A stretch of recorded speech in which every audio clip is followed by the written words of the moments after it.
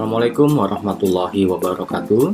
Selamat pagi, selamat siang, dan selamat malam bagi mahasiswa Universitas Jenderal Ahmad Yani, Fakultas Ekonomi dan Bisnis. Selamat datang di kelas saya kembali di mata kuliah Manajemen Pemasaran Organisasi Non-Bisnis. Hari ini kita akan masuk ke sub CPMK yang ke-6, yaitu mengenai memahami halayak sasaran dan persaingan di pemasaran sosial. Baik saudara, untuk mempersingkat waktu, kita mulai slide bagian pertama. Selamat belajar. Saudara, seperti yang saudara ketahui bahwa halayak sasaran itu seperti target market. Ya, jadi di pemasaran sosial kita menyebutnya sebagai halayak sasaran. Baik, dalam halayak sasaran, apa saja yang harus kita ketahui lebih dalam mengenai halayak sasaran?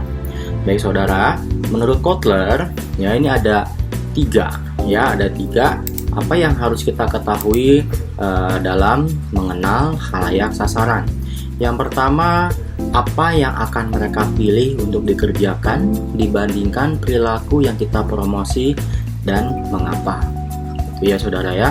Nah, jadi di sini ada apa manfaat yang mereka lihat terhadap perilaku mereka sebelumnya. Ya, contohnya misalnya merokok gitu ya. Manfaatnya apa sih? Perilaku mereka sebelumnya, mereka merasa lebih rileks apabila telah merokok. Ya, lalu apabila setelah makan kayaknya kurang afdol kalau belum merokok gitu ya, lalu bisa menghilangkan stres. Nah, contohnya seperti itu ya. Oke, lalu berapa biaya yang mereka lihat terhadap perilaku mereka sebelumnya? Oke, saudara bisa mewawancarai nanti ya, selama ini mereka ya yang merokok dalam satu hari bisa berapa bungkus ya.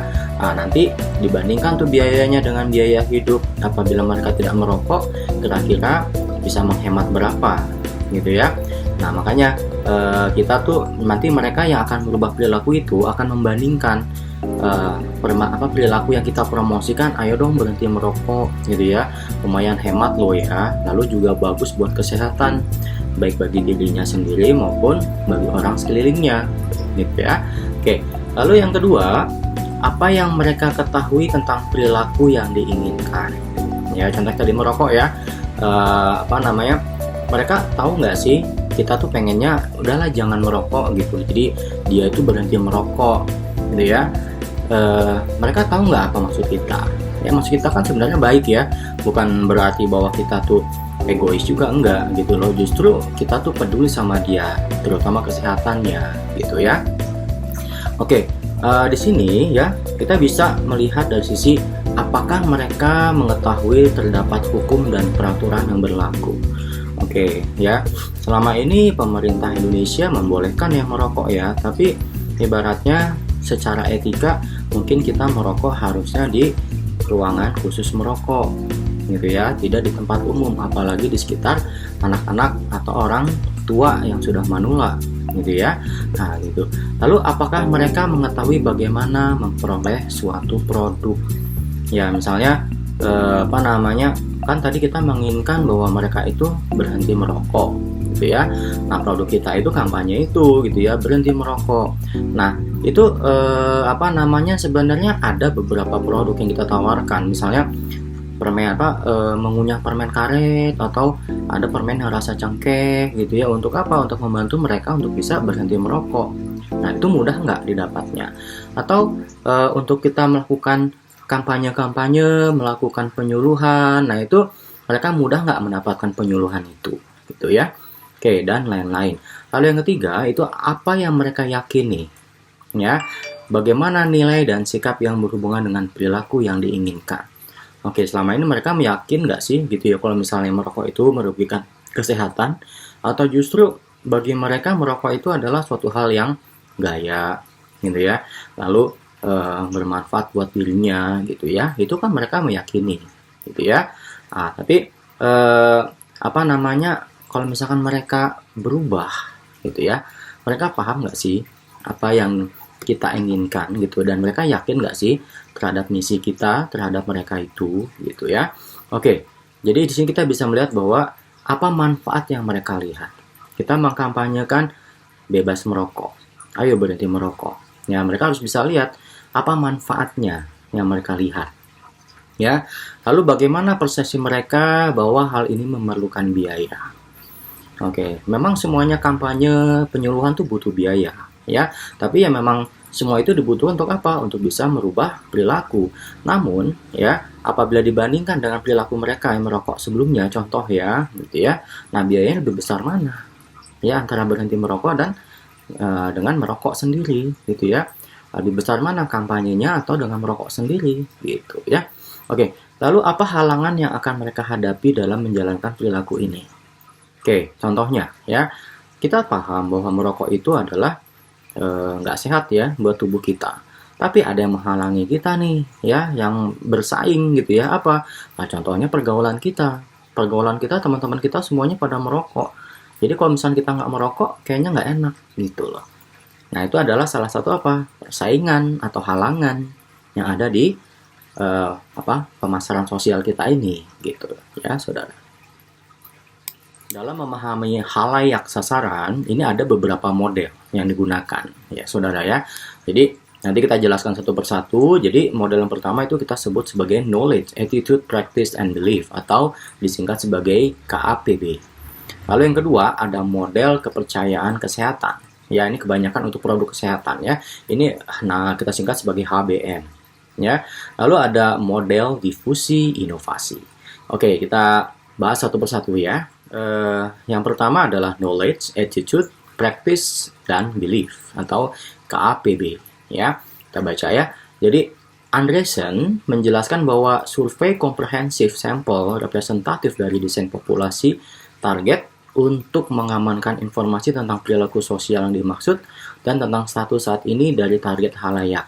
Ya, jadi studi KAPB ini secara umum dilakukan di lingkungan pemasaran sosial, terutama di bidang kesehatan, gitu ya, saudara ya. Jadi di sini apa yang kita angkat, yaitu yang pertama knowledge, yaitu pengetahuan, attitude, itu apanya, perilakunya, practice, apa itu, prakteknya, lalu dan belief, apa itu, kepercayaannya atau keyakinannya, ya. Keyakinan siapa? Keyakinan halayak sasaran kita. Lalu yang kedua itu ada model kepercayaan kesehatan atau HBM ya. Jadi Brown menggambarkan model ini awalnya dikembangkan oleh psikolog sosial yang bernama Hobsbawm, Kegels, dan Rosenstock ya, yang sangat dipengaruhi oleh teori Kurt Lewin ya. Jadi HBM menyatakan bahwa persepsi ancaman perilaku kesehatan pribadi dipengaruhi oleh setidaknya ada 3 faktor. Yang pertama, ya, itu ada nilai-nilai kesehatan umum, itu yang mencakup minat dan kepedulian tentang kesehatan. Yang kedua, keyakinan kesehatan tertentu tentang kerentanan terhadap ancaman kesehatan tertentu. Lalu yang ketiga, kepercayaan tentang konsekuensi dari masalah kesehatan. Oke ya. Jadi di sini ada nilai-nilainya, keyakinannya, dan kepercayaannya, gitu ya, saudara. Baik, selanjutnya di sini ada deskriptor atau variabel apa aja sih yang menjadi kunci dalam model HBM tadi ya. Jadi yang pertama ini persepsi kerentanan. Kita mempelajari dulu ya persepsi kerentanan. Jadi persepsi kerentanan itu adalah persepsi kemungkinan mengalami suatu kondisi yang akan mempengaruhi kesehatan seseorang. Ya, lalu deskriptor atau variabel kedua yaitu keseriusan yang dirasakan, yaitu keyakinan yang dipegang seseorang mengenai efek penyakit atau kondisi tertentu terhadap keadaan seseorang, baik itu fisik, emosi, keuangan, dan psikologis. Ya, lalu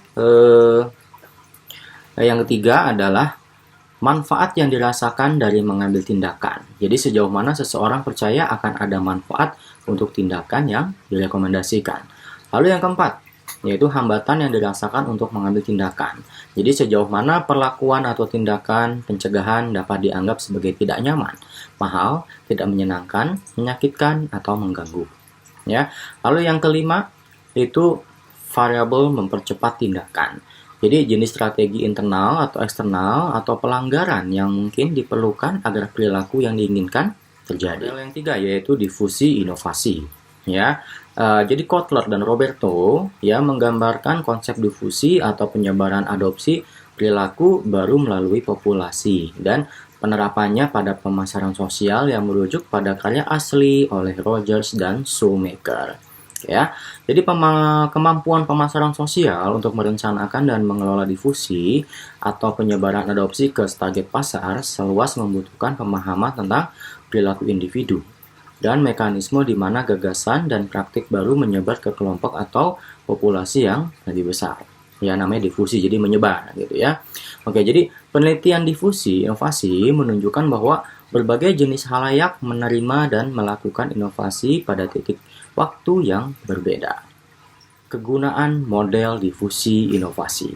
Apa sih kegunaannya? Ya, jadi kegunaannya model ini akan memberikan informasi mengenai apa? Mengenai apa yang memotivasi halayak untuk mengadopsi perilaku baru yang diberikan. Ya, lalu yang kedua, bagaimana melakukan difusi bersama ke segmen yang tersisa. Jadi penyebarannya gimana ya? Karena kalimatnya adalah difusi, katanya difusi. Jadi kata difusi itu artinya menyebarkan, gitu ya, menyebarkan inovasi atau informasi mengenai pemasaran sosial. Saudara, dalam memahami halayak sosial atau halayak sasaran kita ya, ini ada teori kognitif sosial atau teori pembelajaran sosial. Jadi, menurut Fishbein, teori kognitif sosial itu disebut juga sebagai teori pembelajaran sosial, gitu ya. Jadi, teori kognitif sosial menyatakan bahwa dua faktor utama yang mempengaruhi kemungkinan seseorang akan mengambil tindakan pencegahan. Jadi, maksudnya, andai kata tadi dia merokok, tapi akhirnya dia tidak mau merokok lagi, misalnya gitu ya. Jadi, yang pertama itu faktornya adalah seperti model kepercayaan kesehatan. Jadi di sini seseorang percaya bahwa manfaat melakukan perilaku lebih besar daripada biayanya. Jadi seseorang harus memiliki harapan hasil yang lebih positif daripada negatif. Jadi kalau misalkan dia berhenti merokok, berarti otomatis biayanya akan lebih hemat. Contohnya begitu ya, kesehatannya lebih terjamin. Nah, kayak gitu ya, itu kepercayaan kesehatan. Lalu yang kedua, orang tersebut memiliki perasaan agensi pribadi atau keinginan diri sehubungan dengan melakukan pencegahan tingkah laku yang tidak diinginkan, dan harus percaya bahwa ia memiliki keterampilan dan kemampuan yang diperlukan untuk melakukan perilaku dalam berbagai keadaan. Jadi ya, halayak sasaran kita itu harus paham dan harus yakin bahwa dia bisa merubah perilakunya, gitu ya. Perilakunya apa? Ya perilaku yang negatif tadi, seperti itu. Lalu selanjutnya kita harus memahami tentang halayak sasarannya adalah norma sosial, ya. Jadi Lincolnbach menggambarkan bahwa pendekatan norma sosial untuk pencegahan dengan implikasi potensial yang jelas terhadap pengembangan strategi. Model ini menyoroti manfaat potensial dari pemahaman yang dirasakan versus perilaku aktual di antara target halayak, ya. Jadi hasil dapat memberi sinyal kesempatan untuk memperbaiki persepsi, gitu saudara. Oke, selanjutnya ada tema dari semua model, ya. Semua model apa? Model tadi ya, untuk memahami halayak sasaran tadi, ya.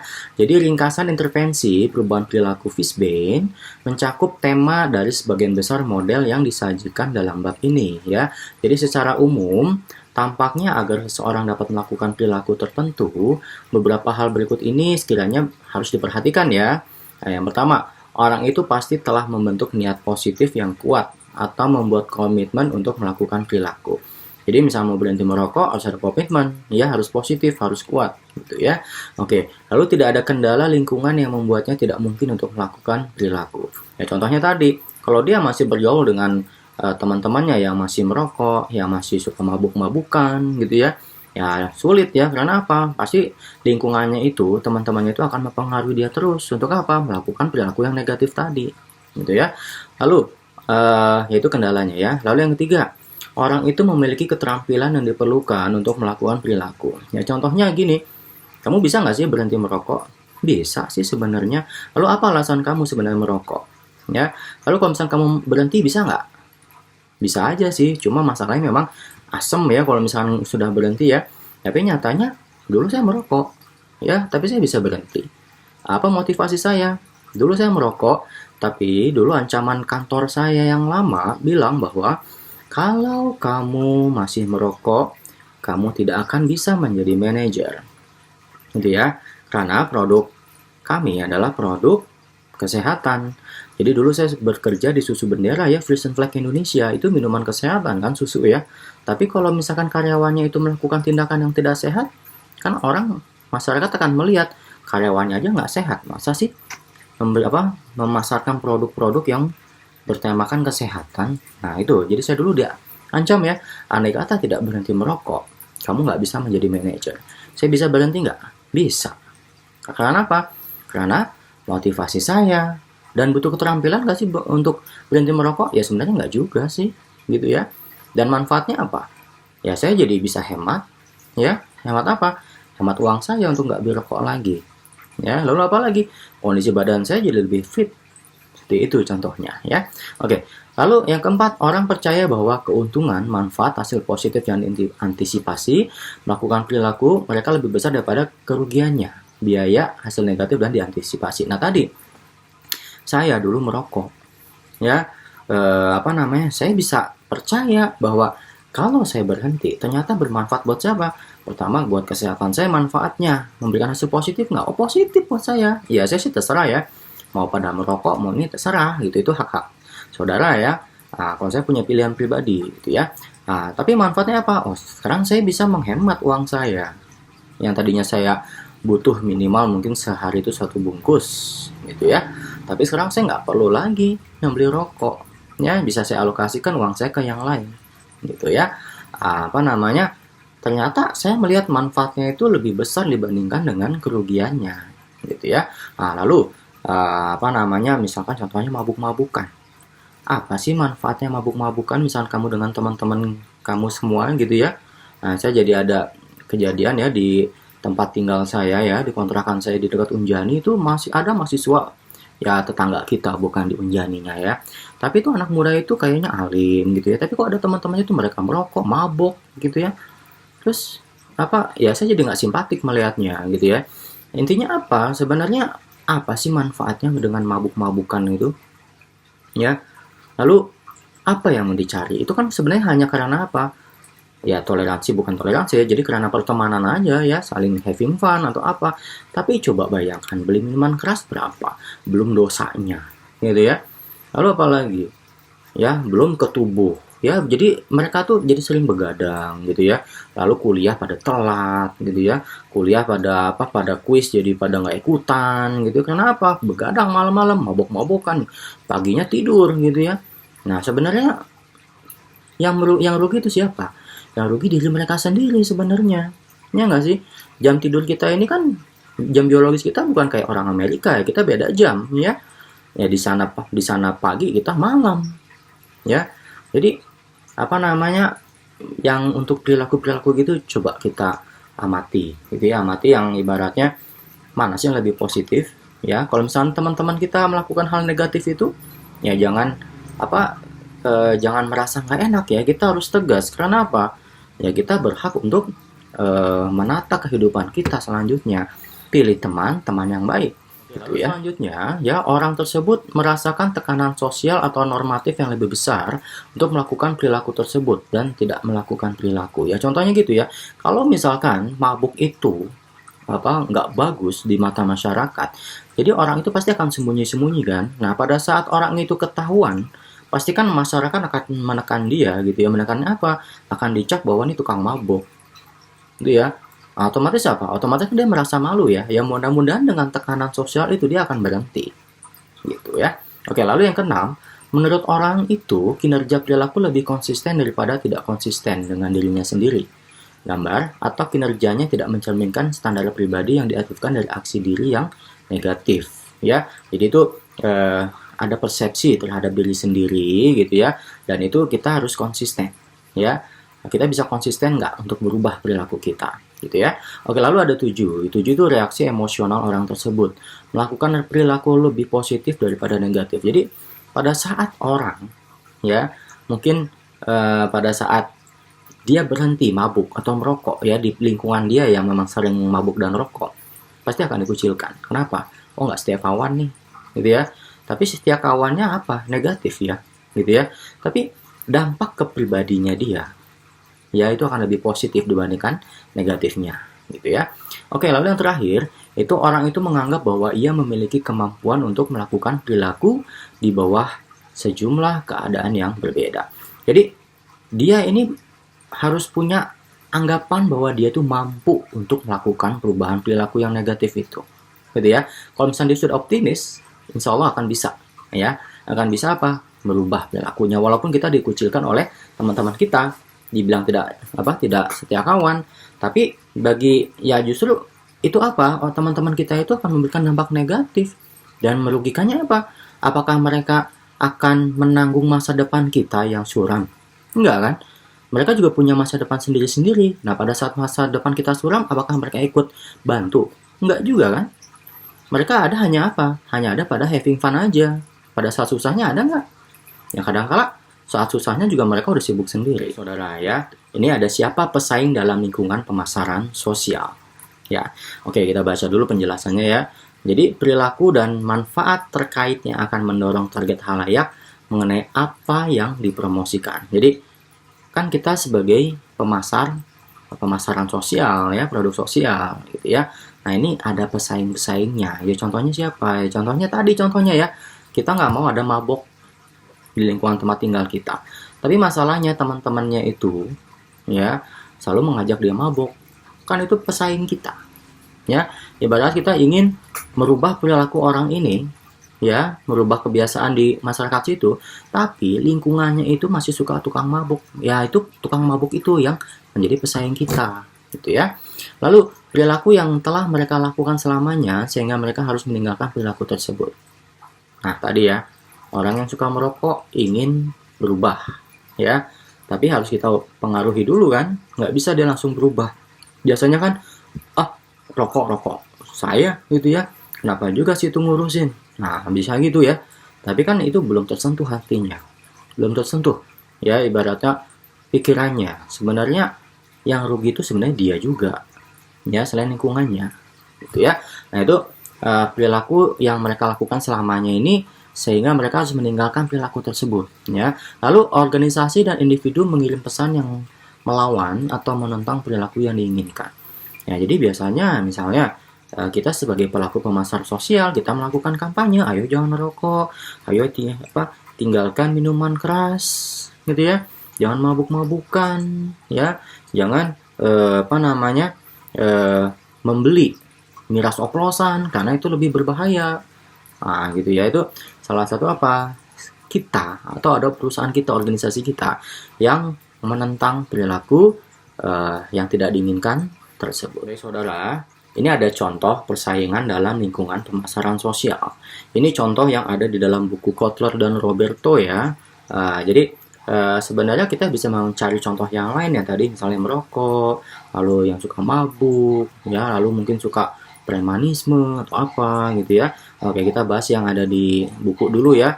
Nah, ini salah satu contohnya sasaran perilaku kita ya. Sasaran perilaku kita selama ini kita kan minum itu kurang dari 5 gelas ya, 5 gelas minuman sekaligus duduk. Nah, ini saya juga paham sekaligus duduk maksudnya gimana. Apakah minum itu harus sambil duduk? Memang harus sambil duduk harusnya ya. Nah, itu kita harus harus sasaran perilaku kita itu kalau ada perilaku bersaing, yaitu kita harus harus melebihi gitu ya. Nah, ada pesan bersaing dan pembawa pesan. Ya, siapa tuh yang harus melebihi? Nah, ini contoh yang bukan ya. Jadi minum itu kurang dari 5 minuman sekaligus ya. Jadi kalau di Amerika sana, jadi nggak boleh melebihi dari 5 gelas. Itu bisa mabuk ya. Nah, jadi perilaku bersaingnya justru udahlah, kamu harus minum lebih banyak. Kenapa? Kamu hebat bisa lebih dari 5 gelas. Kita sering lihat ya di film-film gitu ya. Nah, itu siapa tuh orangnya yang ini? Oh, ada merek, contohnya Budweiser. Itu merek bir ya. Nah, seperti itu. Nah, kalau misalkan bagi Budweiser sih makin banyak minum ya makin untung tuh perusahaan. Tapi kan sepertinya kalau misalkan sebagai pemasar sosial kita justru makin banyak bir itu berbahaya justru ya. Makanya mereka maksimal tuh 5 gelas atau 5 kaleng gitu ya. Oke. Ini salah satu contoh lagi sasaran perilaku ya, kita harus minum itu 8 gelas air sehari gitu ya. Cuma orang sekarang jarang ya perilaku bersaingnya kita jarang minum air putih.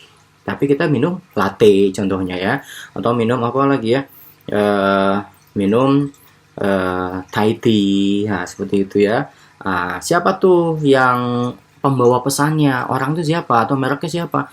Ya Starbucks kadang kala, atau Starbucks, atau mungkin yang menjual-jual kopi gitu ya. Nah seperti itu salah satu contohnya ya. Nah kalau kita contoh yang lain apa tadi, misalnya merokok, sasaran perilakunya jangan merokok. Perilaku bersaing ya teman-temannya yang ngajak merokok gitu ya. Perilaku bersaingnya apa ya, kayaknya kalau nggak merokok kayaknya nggak afdol deh ya gitu. Nah siapa pembawa pesannya ya, misalkan gudang garam ya, lalu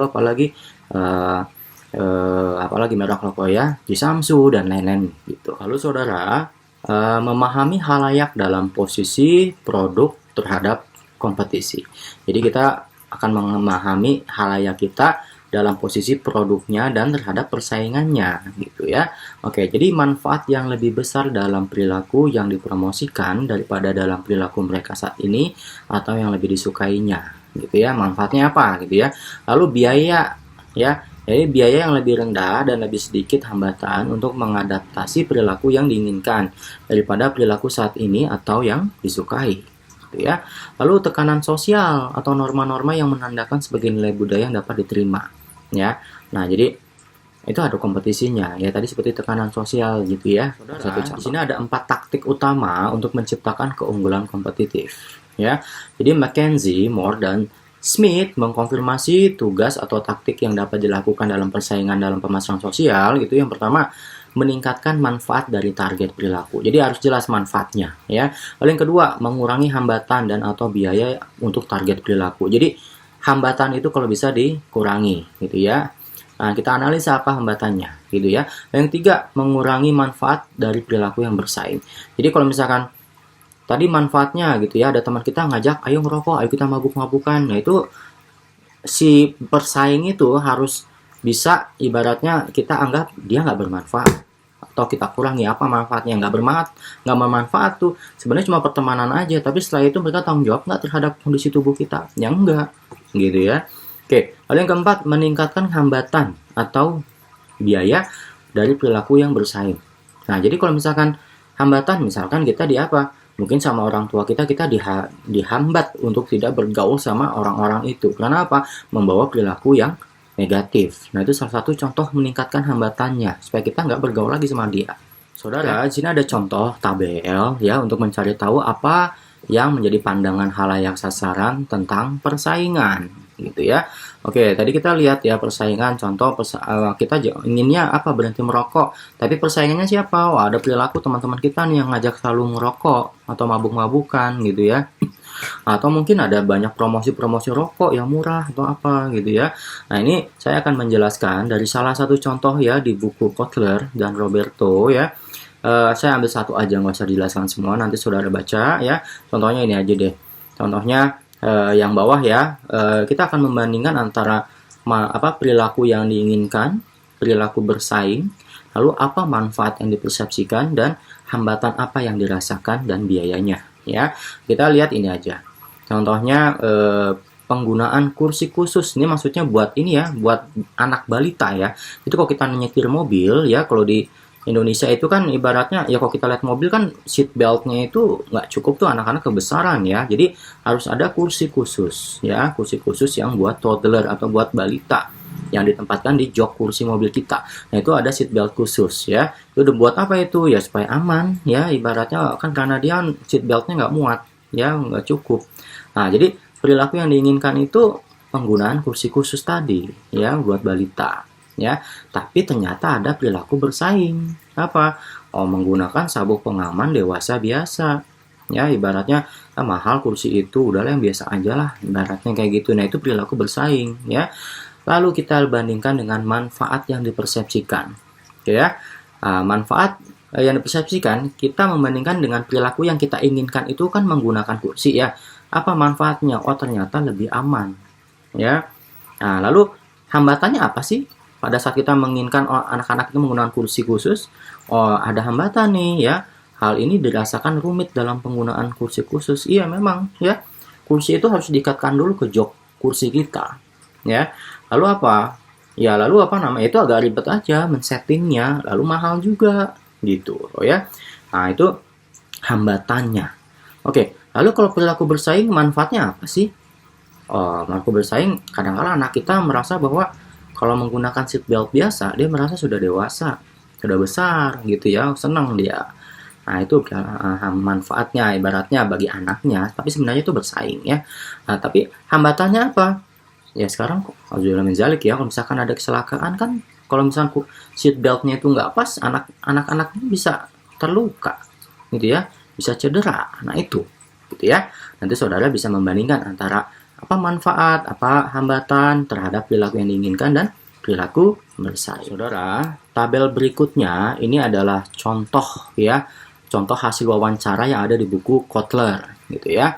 Nah, nanti saudara bisa melakukan wawancara sendiri ya terhadap lingkungan saudara gitu ya. Tapi di buku Kotler itu menjelaskan mengenai contoh hasil wawancara dengan orang-orang yang membuang sampah di jalan raya yang akan memandu penentuan posisi serta elemen-elemen lain dari strategi bauran pemasaran. Jadi kalau di Kotler kan di Amerika ya. Jadi mereka kalau misalnya habis minum soft drink atau apa yang kaleng itu ya, mereka tuh suka daripada buang sampah di mobil mendingan di jalan raya aja sambil lempar gitu ya. Nah itu kan sebenarnya perilaku negatif di sana ya. Nah kalau di Indonesia kan belum tentu kayak gitu ya, belum tahu ya buang sampah sembarangan atau gimana. Tapi intinya sama ya seperti tadi. Saudara tinggal membandingkan aja nih, apa sih perilaku yang diinginkan, lalu perilaku bersaingnya apa gitu ya. Nah, lalu kita bandingkan nih dengan manfaatnya yang dipersepsikan apa, lalu manfaat lainnya yang dirasakan apa, lalu ada hambatan kah gitu ya, lalu persepsi manfaat yang dirasakan apa gitu ya. Nah nanti ini saudara tinggal baca aja sendiri, itu contohnya. Nanti saudara sesuaikan dengan kondisi di lingkungan saudara gitu ya. Baik saudara, di sini ada tabel ya, kalau kita ingin menggunakan pendekatan 4 taktik yang barusan ya. Nah, jadi si tabel ini kita nanti akan buat, kan ada perilaku bersaingnya apa, lalu ada perilaku yang diinginkan gitu ya. Nah, dari perilaku bersaing dan perilaku yang diinginkan, kita akan membandingkan antara apa aja. Yang pertama ada yang dari perilaku bersaing dulu ya, ada mengurangi manfaatnya dan ada meningkatnya biaya atau hambatan ya. Lalu ada dari perilaku yang diinginkan itu ada meningkatkan manfaat dan mengurangi biaya atau hambatan. Nah, dari perilaku bersaing dan perilaku yang diinginkan itu nanti kita buat matriks seperti ini ya. Jadi ada taktik A, taktik B, taktik C, dan taktik D gitu ya. Itu apa? Itu penggabungan atau hasil analisa antara misalkan taktik A ya, itu mengurangi manfaat dengan apa? Meningkatkan manfaat. Jadi taktik A itu manfaat ke manfaat, taktik keunggulannya gitu ya. Nah, lalu kalau taktik B itu kan tadi mengenai hambatan ya, untuk yang perilaku yang diinginkan dibandingkan dengan mengurangi manfaat yang perilaku bersaing. Jadi taktik B itu biaya untuk manfaat, taktik keunggulan gitu ya. Nah, taktik C itu manfaat untuk biaya keunggulan taktik. Karena apa? Karena kita meningkatkan manfaat terhadap perilaku yang diinginkan, kita bandingkan dengan meningkatnya biaya atau hambatan pada perilaku bersaing. Sedangkan taktik D itu biaya ke biaya untuk taktik keunggulan. Jadi kita membandingkan biaya atau hambatan yang pada perilaku yang diinginkan terhadap perilaku bersaing, yaitu meningkatnya biaya atau hambatan gitu ya saudara ya. Nah itu kalau melakukan pendekatan 4 taktik. Jadi seperti analisa SWOT ya. Cuma masalah ini kita melihat dari taktik perilaku bersaing dan perilaku yang yang diinginkan. Ini slide yang terakhir ya. Jadi slide terakhir ini apa sih yang diperlukan untuk meninjau dan berpotensi merevisi pasar sasaran, tujuan Anda setelah langkah dalam taktik. Jadi kan seperti tadi ya, kalau kita dalam hal manajemen itu setelah kita melakukan semua proses dari perencanaan sampai melakukan action gitu ya. Nah selanjutnya kita harus melalui peninjauan atau controlling lah ibaratnya ya. Nah, controlling itu jadi ini juga sama ya, kita untuk memahami halayak dan persaingan ini kita harus melakukan peninjauan dan mungkin ada merevisi justru gitu ya. Nah, apa aja itu? Ya yang pertama, satu target pasar memiliki keyakinan bahwa kita akan mengalami kesulitan mengubah atau kemungkinan tidak mau berubah. Nah, itu nanti kita bisa melihat kondisinya ya. Nah, lalu perilaku yang diinginkan memiliki terlalu banyak hambatan yang tidak dapat diatasi untuk satu atau lebih target halayak. Nah, itu ada banyak hambatan ternyata gitu ya. Lalu yang ketiga, halayak memberitahu bahwa tujuan perilaku ini nggak jelas ya. Jadi ibaratnya kita ingin berubah, tapi sebenarnya itu bukan nggak negatif. Perilaku itu sebenarnya nggak negatif sih gitu ya. Mungkin ya itulah sebenarnya nggak jelas gitu ya. Oke, yang keempat, persepsi biaya yang terlalu tinggi. Oh, ternyata tinggi biayanya ya. Nah, itu kita harus meninjau, harus kontrol ya. Mungkin harus direvisi itu ya. Oke, lalu tujuan perilaku telah terpenuhi. Oh, mungkin sebenarnya itu sudah gitu ya. Cuma ibaratnya ya mungkin kita belum tahu aja, mungkin masih ada beberapa yang masih kali gitu ya. Oke, lalu yang keenam, kita belajar bahwa tujuan pengetahuan utama tidaklah diperlukan, namun tujuan keyakinan akan diperlukan. Ya. Oke, yang tujuh, tujuan perilaku awal bukanlah solusi untuk masalah. Oh, ternyata apa yang kita pasarkan itu bukan solusi ternyata gitu ya. Lalu yang kedelapan, tujuannya terlalu tinggi. Kita nggak mengukur ternyata. Yaitu kita harus meninjau ulang gitu saudara. Demikian saudara, pertemuan kita hari ini untuk materi sub CPMK ke-6, yaitu memahami halayak, sasaran, dan persaingan untuk mata kuliah manajemen pemasaran organisasi non bisnis. Kita bertemu lagi di minggu depan ya.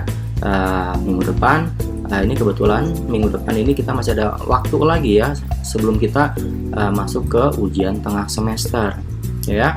Minggu depan insya Allah akan saya isi yang materinya masih sama ya, mungkin dengan ada kuis gitu saudara. Oke saudara ya, sampai jumpa minggu depan lagi di perkuliahan kita di kelas saya ya. Mohon maaf apabila ada kesalahan atau kekurangan. Akhir kata saya ucapkan wabillahi taufiq wal hidayah. Wassalamualaikum warahmatullahi wabarakatuh. Selamat pagi, selamat siang, sore, dan malam.